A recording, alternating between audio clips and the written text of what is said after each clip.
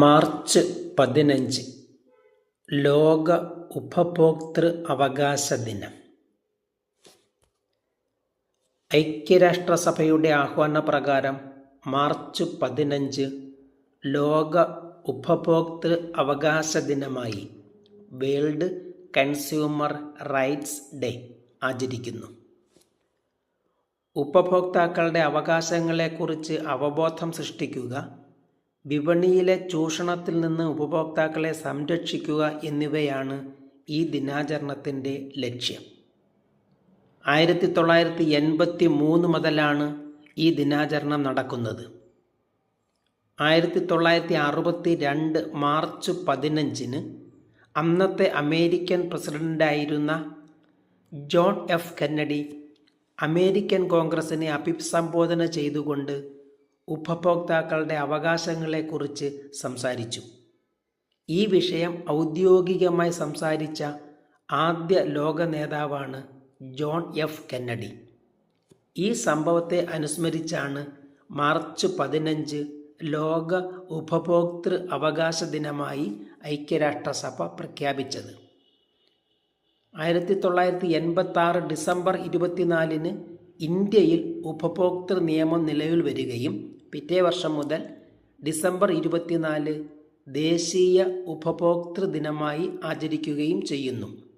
ഒപ്പം മാർച്ച് 15 ലോക ഉപഭോക്തൃ ദിനമായും ആചരണ പരിപാടികൾ നടക്കുന്നുണ്ട്.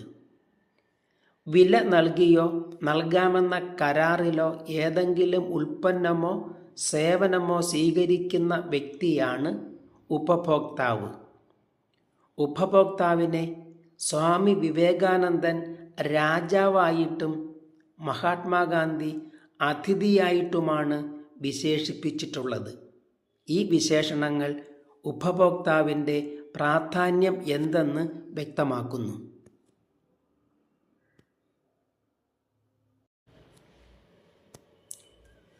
ഗാന്ധിജിയുടെ ഇന്ത്യയിലെ ആദ്യ നിരാഹാര സത്യാഗ്രഹം.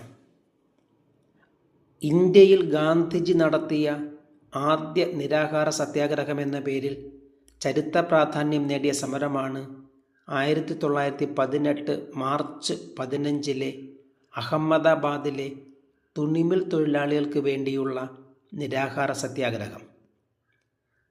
ഗാന്ധിജി ഇന്ത്യയിൽ നടത്തിയ ആദ്യ സമരമായ ചമ്പാരൻ സത്യാഗ്രഹത്തിന് ശേഷം നടത്തുന്ന സമരമാണിത്. ഒന്നാം ലോക മഹായുദ്ധകാലത്ത് പടർന്നു പിടിച്ച പ്ലേഗ് രോഗബാധയെ തുടർന്ന് അഹമ്മദാബാദിലെ മില്ലുടമകൾ തൊഴിലാളികൾക്ക് പ്ലേഗ് ബോണസ് നൽകിയിരുന്നു. രോഗഭീതി മാറിയതോടെ 1918 തുടക്കത്തിൽ ഈ ബോണസ് നിർത്തലാക്കിയത് തൊഴിലാളികളെ സാമ്പത്തിക ബുദ്ധിമുട്ടിലാക്കി. ഇതിൽ ഇടപെടുവാൻ ഗാന്ധിജിയോടും ആവശ്യപ്പെട്ടു. മില്ലുടമകൾ വാഗ്ദാനം ചെയ്ത 20% പകരം 35% വേതന വർധനവിനായി അക്രമരഹിതമായി സമരം ചെയ്യുവാൻ ഗാന്ധിജി തൊഴിലാളികളോട് ആവശ്യപ്പെട്ടു. സമരം നീണ്ടുപോയപ്പോഴാണ് മാർച്ച് 15 ഗാന്ധിജി അനിശ്ചിതകാല നിരാഹാര സമരം തുടങ്ങിയത്. 3-ാം ദിവസം വേതന വർധനവോടെ മില്ലുടമകൾ ഒത്തുതീർപ്പിലെത്തുകയും ഗാന്ധിജി സമരം പിൻവലിക്കുകയും ചെയ്തു.